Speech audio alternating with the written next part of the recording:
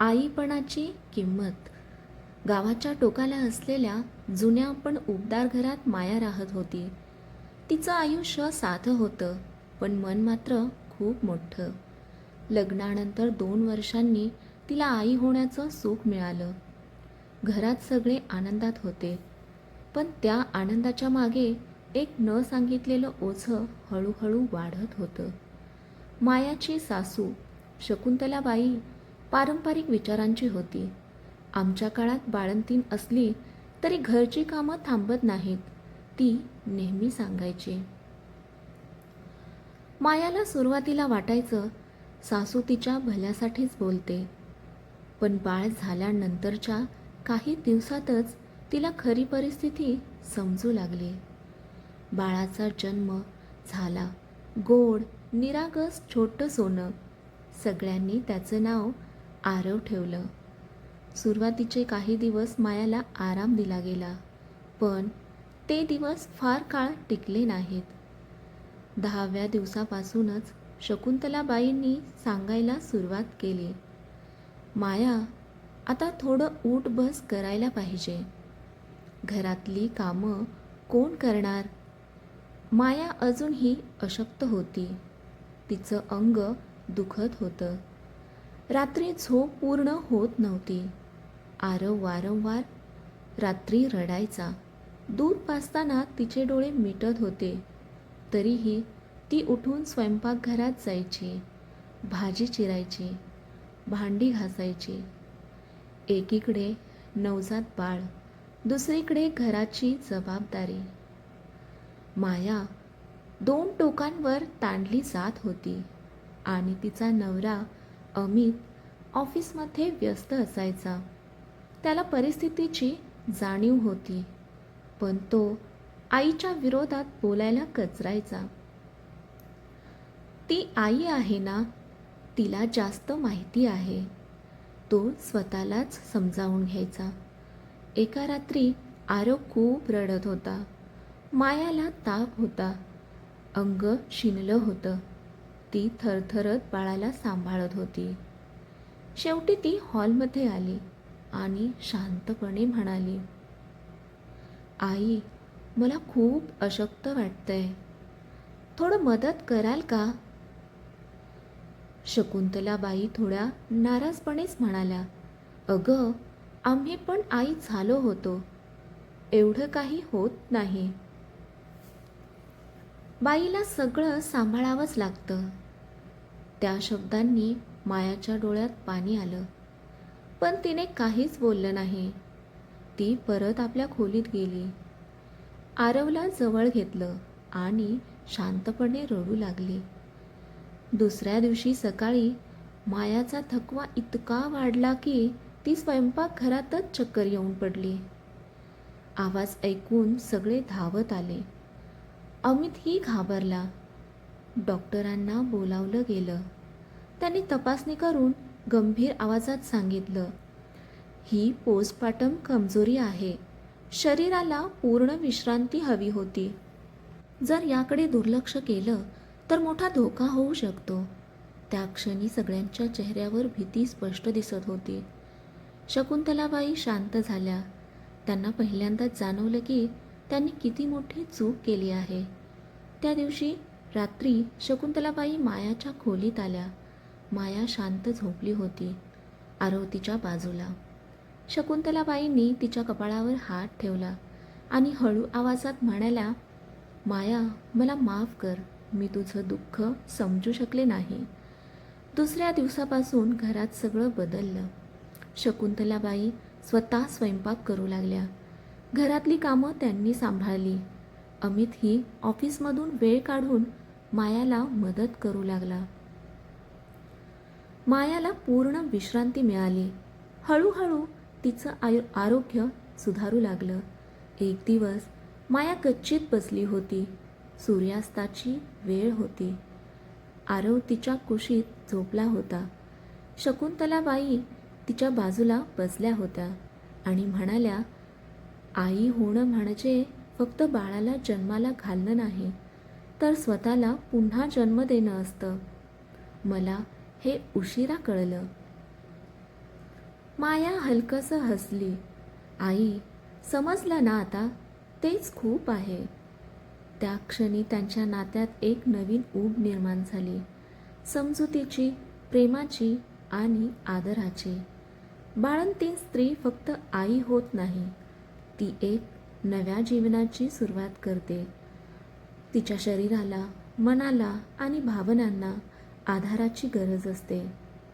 घरच्यांनी तिची जबाबदारी समजून घेतली तरच त्या घरात खरं सुख आणि समाधान नांदतं. मायाच्या आयुष्यात हळूहळू स्थिरता येत होती. तिचं आरोग्य सुधारत होतं. आरवही आता थोडा शांत झाला होता. घरातले वातावरणही बदललं होतं. शकुंतलाबाई आता मायाला मुलीसारखं जपायला लागल्या होत्या. पण आयुष्य कधीच सरळ रेषेत चालत नाही. एक दिवस अचानक अमितच्या ऑफिसमधून फोन आला. तुमची कंपनी काही महिन्यांसाठी प्रोजेक्ट बंद करत आहे. मॅनेजर म्हणाला. अमितच्या पायाखालची जमीन सरकली. तो घरी आला तेव्हा त्याच्या चेहऱ्यावर चिंता स्पष्ट दिसत होती. माया, माझी नोकरी काही काळासाठी गेली आहे, तो हळू आवाजात म्हणाला. घरावर पुन्हा संकट कोसळलं. शकुंतलाबाईचा चेहरा पडला. आता घर कसं चालणार? त्यांनी काळजीने विचारलं. मायाच्या मनात ही भीती होती. पण ती स्वतःला सावरत म्हणाली, आपण सगळे मिळून काहीतरी मार्ग काढू. घाबरायचं नाही. त्या रात्री माया बराच वेळ विचार करत बसली. तिच्या डोक्यात एक कल्पना आली. लग्नाआधी ती खूप छान शिवणकाम करायची. गावात तिच्या हातच्या साड्यांना आणि ड्रेसला खूप मागणी होती. दुसऱ्या दिवशी तिने धाडस करून सासूला विचारलं, आई, मी घर बसल्या शिवणकाम सुरू केले तर चालेल का? शकुंतलाबाई काही क्षण शांत राहिल्या. पूर्वी असत्या तर त्यांनी लगेच नकार दिला असता, पण आता त्या बदलल्या होत्या. माया, तुला जमतंय आणि तू सांभाळू शकशील असं वाटत असेल तर नक्की कर, त्यांनी हसत हसत उत्तर दिलं. मायाच्या डोळ्यात आशेचा किरण चमकला. हळूहळू तिने काम सुरू केलं. सुरुवातीला फक्त 2-3 ऑर्डर्स मिळाल्या, पण तिच्या कामाची गुणवत्ता पाहून लोक तिच्याकडे येऊ लागले. सोशल मीडियावर तिच्या डिझाईन्सची चर्चा होऊ लागली. अमितही तिला मदत करू लागला. ऑर्डर्स घेणं, डिलिव्हरी करणं, सगळं. एकीकडे आरवची काळजी, दुसरीकडे घर आणि शिवणकाम. माया पुन्हा एकाच वेळी 2 टोकांवर चालत होती. पण यावेळी तिच्या पाठीशी कुटुंब होतं. एक दिवस एक मोठी ऑर्डर मिळाली शहरातील एका बुटीककडून. आपण 50 ड्रेस तयार करू शकता का? त्यांनी विचारलं. मायासाठी ही खूप मोठी संधी होती, पण तितकीच मोठी जबाबदारीही. ती थोडी घाबरली. मी करू शकेन का? तिने स्वतःलाच विचारलं. शकुंतलाबाई तिच्या बाजूला उभ्या राहिला. तू आई आहेस माया, आई काहीही करू शकते, त्यांनी विश्वासाने सांगितलं. त्या शब्दांनी मायाला बळ मिळालं. पुढचे काही दिवस घरात वेगळीच धांदल होती. शिवण मशीनचा आवाज, आरवचं हसणं, अमितची धावपळ, सगळं एकत्र चालू होतं. कधी कधी माया थकायची, डोळ्यात पाणी यायचं, पण मग आरवचा चेहरा पाहून ती पुन्हा उभी राहायची. शेवटी ती ऑर्डर वेळेत पूर्ण झाली. बुटीकवाल्यांनी तिचं काम पाहून कौतुक केलं. तुमचं काम अप्रतिम आहे, आम्हाला तुमच्यासोबत दीर्घकालीन काम करायचं आहे, त्यांनी सांगितलं. त्या क्षणी मायाच्या डोळ्यात आनंदाश्रू आले. अमित तिच्या जवळ आला आणि म्हणाला, तू फक्त माझी पत्नी नाहीस, तू आमच्या घराची ताकद आहेस. शकुंतलाबाई अभिमानाने म्हणाल्या, माझी सून नाही, माझी मुलगी आहे ही.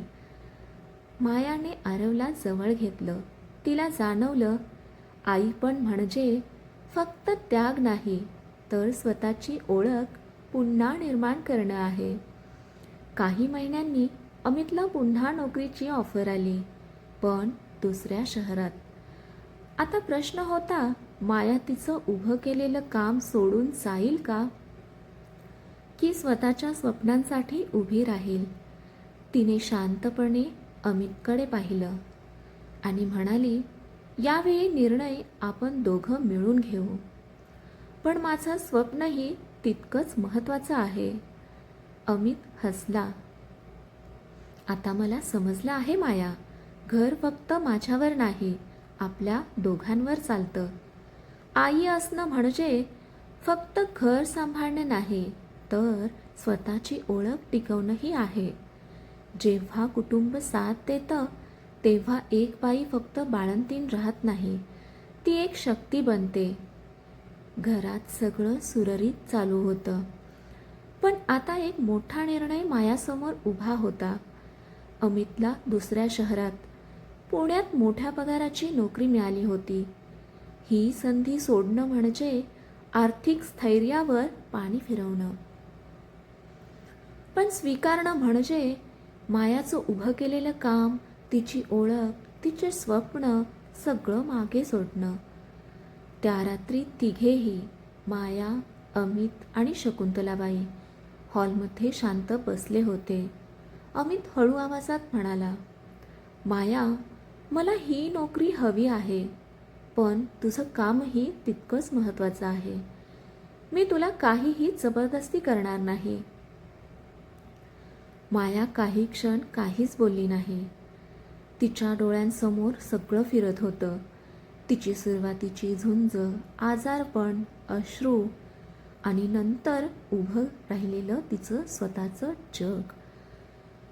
शकुंतलाबाई शांतपणे म्हणाल्या, माया, यावेळी निर्णय तू घे, कारण आता तू फक्त सून नाहीस, तू या घराची दिशा आहेस. त्या शब्दांनी वातावरण भरलं. मायाला आता निर्णय घ्यायचा होता. दुसऱ्या दिवशी सकाळी माया गच्चीत उभी होती. आरव तिच्या कुशीत होता. सूर्य उगवत होता. नवीन सुरुवातीचा संकेत देत ती आत आली आणि शांतपणे म्हणाली, अमित, तू पुण्याला जा. अमित थोडा थबकला. आणि तू? माया हसली, पण तिच्या डोळ्यात निर्धार होता. मी इथेच राहीन, माझं काम पुढे नेईन. घरात एक शांतता पसरली. अमितच्या मनात द्वंद्व सुरू झालं. आपण वेगळे राहणार, हे बरोबर आहे का? माया त्याच्या जवळ आली. वेगळं राहणं म्हणजे नातं तुटणं नाही अमित. आपण दोघं आपल्या स्वप्नांसाठी लढतोय, हेच खरं नातं आहे. वातावरण भावनिक वळण घेत होतं. अमित पुण्याला गेला. सुरुवातीचे दिवस खूप कठीण होते. फोनवर बोलणं, व्हिडिओ कॉल, पण तरीही एकटेपणा जाणवत होता. इकडे माया कामात पूर्णपणे झोकून दिलं होतं तिने. तिचं छोटंसं शिवणकाम आता एक छोटा व्यवसाय बनत होतं. तिने 2 मुलींना कामावर घेतलं, पण रात्री आरव झोपल्यानंतर ती खिडकीत बसून शांतपणे रडायची. एक दिवस आरव आजारी पडला. ताप खूप वाढला होता. माया घाबरली. ती एकटीच सगळं सांभाळत होती. त्या क्षणी तिला जाणवलं, कितीही मजबूत असली तरी काही क्षणी साथ हवीच असते. तिने अमितला फोन केला. आवाज थरथरत होता. अमित, मला तुझी गरज आहे. अमित एक क्षणही न थांबता म्हणाला, मी येतोय. दुसऱ्या दिवशी सकाळी अमित घरी पोहोचला. त्याने आरवला उचललं. मायाकडे पाहिलं. ती पूर्णपणे थकलेली होती. अमितच्या डोळ्यात अपराधीपणा होता. मी चूक केली माया, आपण वेगळं राहायला नको होतं. माया हळू आवाजात म्हणाली, नाही अमित, चूक नाही, आपण प्रयत्न केला, पण आता योग्य निर्णय घ्यायची वेळ आली आहे. शकुंतलाबाई पुढे आल्या आणि म्हणाल्या, घर म्हणजे फक्त 4 भिंती नाहीत, एकमेकांची साथ असते. काही दिवसांनी सगळे पुन्हा एकत्र बसले. अमित म्हणाला, मी पुण्याची नोकरी सोडतो. माया लगेच म्हणाली, नाही, तू तुझं करिअर सोडणार नाहीस. दोघंही एकमेकांसाठी त्याग करायला तयार होते. शेवटी त्यांनी मधला एक मार्ग निवडला. अमित पुण्यात नोकरी करेल, पण दर आठवड्याला घरी येईल आणि काही महिन्यात माया तिचा व्यवसाय ऑनलाईन करून पुण्यातही सुरू करेल. काही महिन्यांनी माया पुण्यात एका छोट्या दुकानासमोर उभी होती. आरव क्रिएशन्स नावाचं तिचं स्वतःचं ब्युटीक. अमित तिच्या बाजूला होता, आरव तिच्या हातात. शकुंतलाबाई अभिमानाने म्हणाल्या, ही माझी सून नाही, ही माझी ताकद आहे. मायाच्या डोळ्यात अश्रू होते, पण यावेळी ते आनंदाचे होते. ती हळू आवाजात म्हणाली, आईपणाने मला थांबवलं नाही, मला उभं केलं. बाळंतीण असणं म्हणजे कमजोरी नाही, ती एक सुरुवात असते नव्या आयुष्याची, नव्या ओळखीची. जेव्हा कुटुंब साथ देतं तेव्हा एक स्त्री फक्त आई राहत नाही, ती स्वतःची कहाणी घडवते. पुण्यात आरव क्रिएशन्स सुरू होऊन काही महिने झाले होते. मायाचं स्वप्न आता हळूहळू आकार घेत होतं. दुकानात ग्राहकांची गर्दी वाढत होती. तिच्या डिझाईन्सची चर्चा सोशल मीडियावर होत होती. अमित ही नोकरीत स्थिर झाला होता आणि सगळ्यात महत्त्वाचं, आता हे कुटुंब पुन्हा एकत्र राहत होतं. सगळं सुरळीत वाटत असतानाच नवीन वादळ दारात उभं होतं. एक दिवस मायाच्या दुकानासमोरच एक मोठं आलिशान बुटीक सुरू झालं. फॅशन ऑरा, मोठं ब्रँड, चमकदार लाईट्स, डिस्काउंट ऑफर्स, मॉडेल्सचे पोस्टर्स. लोकांची गर्दी तिकडे वळू लागली. मायाच्या दुकानात ग्राहक कमी होऊ लागले. एक दिवस तिची मदतनीस स्नेहा म्हणाली, ताई, आपल्याकडे आज एकही ग्राहक आला नाही.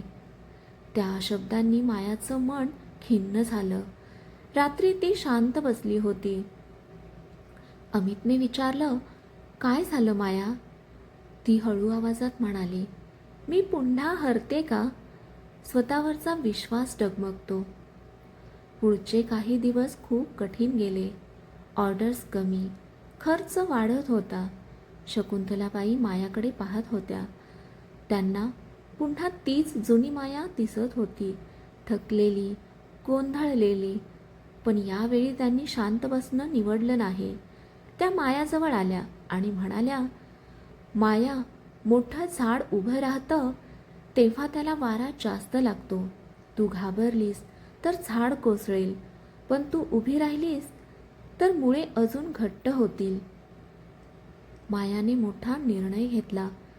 त्या रात्री मायाने स्वतःला आरशात पाहिलं. मी कोण आहे? फक्त एक बुटीक चालवणारी बाई की काहीतरी वेगळं? अचानक तिच्या डोक्यात एक कल्पना आली. मी फक्त कपडे विकत नाही, मी भावना विकते. दुसऱ्या दिवशी तिने एक वेगळा प्लॅन आखला. मातृत्व स्पेशल कलेक्शन, बाळंतीण महिलांसाठी आरामदायक कपडे, आई बाळ ट्विनिंग ड्रेस. तिने स्वतःच्या अनुभवातून डिझाईन्स तयार केल्या. त्यामध्येही एक भावनिक स्पर्श होता. तिने सोशल मीडियावर एक व्हिडिओ पोस्ट केला. तिची कथा, तिचं आईपण, तिची झुंज. ही फक्त कपड्यांची गोष्ट नाही, ही एका आईच्या प्रवासाची गोष्ट आहे, ती व्हिडिओमध्ये म्हणाली. तो व्हिडिओ व्हायरल झाला. लोकांना तिच्यात स्वतःची कथा दिसली. पुन्हा उभं राहणं. हळूहळू तिच्या दुकानात पुन्हा ग्राहक येऊ लागले. पण यावेळी ते फक्त ग्राहक नव्हते, ते तिच्या कथेचे भाग बनले होते. एक महिला दुकानात आली आणि म्हणाली, तुमचा व्हिडिओ पाहून मी रडले आणि इथे आले. मायाच्या डोळ्यात पाणी आलं. एक दिवस फॅशन ओराच्या मालकिनीने मायाला भेटायला बोलवलं. माया थोडी घाबरली. काय असेल ती विचार करत होती. त्या बाई हसून म्हणाल्या, माया, आम्हाला तुमच्यासोबत कोलॅबोरेशन करायचं आहे. माया आश्चर्यचकित झाली. तुमचं काम, तुमची कथा दोन्ही वेगळं आहे. आम्हाला ते आमच्या ब्रँडसोबत जोडायचं आहे. मायासमोर पुन्हा एक पर्याय, मोठ्या ब्रँडसोबत जुळून मोठं होणं की स्वतःची ओळख जपून स्वतंत्र राहणं. ती शांतपणे म्हणाली, मी विचार करून सांगते. रात्री ती आरोला झोपवताना विचार करत होती, मी पुन्हा कुणाच्या सावलीत जाईन का, की स्वतःचा सूर्य बनेन.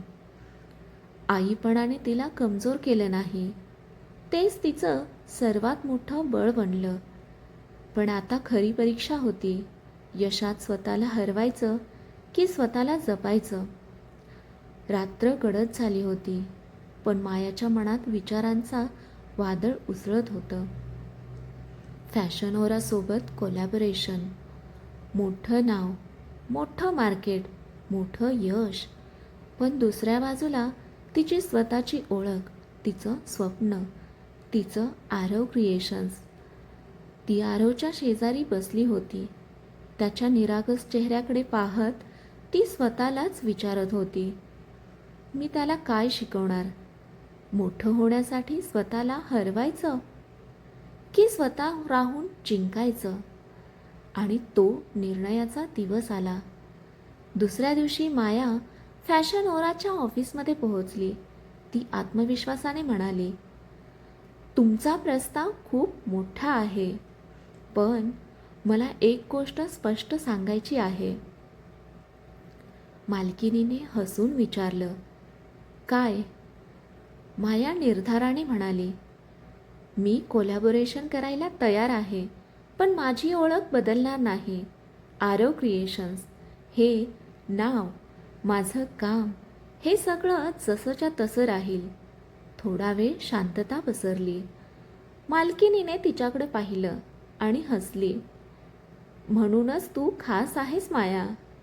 आम्हाला हेच हवं आहे. मायाला यशाची नवीन उंची गाठायची होती.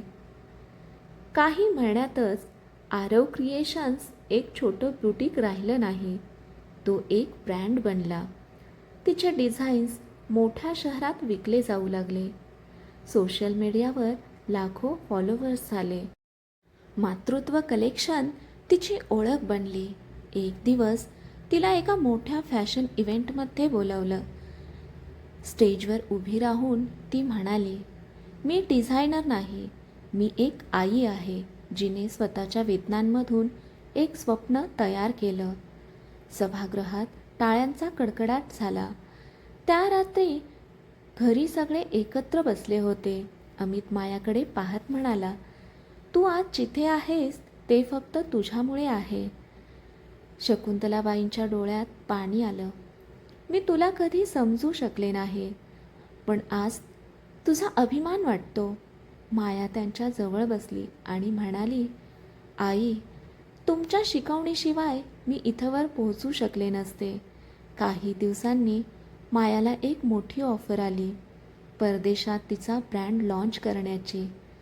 पण यावेळी अट होती, तिला काही वर्षांसाठी भारत सोडावा लागणार होता.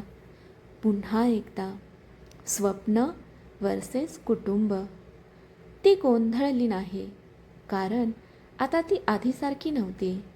ती शांतपणे म्हणाली, यश म्हणजे फक्त उंच जाणं नाही, तर आपल्या माणसांसोबत उभं राहणं आहे. तिने ती ऑफर नाकारली. काही वर्षांनी माया तिच्या बुटीकमध्ये उभी होती. आरव आता शाळेत जात होता. तो तिच्याकडे आला आणि म्हणाला, आई, मोठा होऊन मी तुझ्यासारखा बनणार. माया हसली, माझ्यासारखा नाही, स्वतःसारखा बन. आई पण ही मर्यादा नाही, ती एक शक्ती आहे. बाळंतीण स्त्री फक्त बाळाला जन्म देत नाही, ती स्वतःलाही पुन्हा जन्म देते. माया हरली नाही, ती थांबली नाही, ती वाकली नाही. ती फक्त आई नव्हती, ती एक प्रेरणा बनली. ही कथा आपल्याला आवडली असेल तर कथेला लाईक करा, शेअर करा आणि चॅनेलला सबस्क्राईब करा. काही चूक झाली असेल तर क्षमस्व. कथा वाचल्याबद्दल आणि ऐकल्याबद्दल धन्यवाद.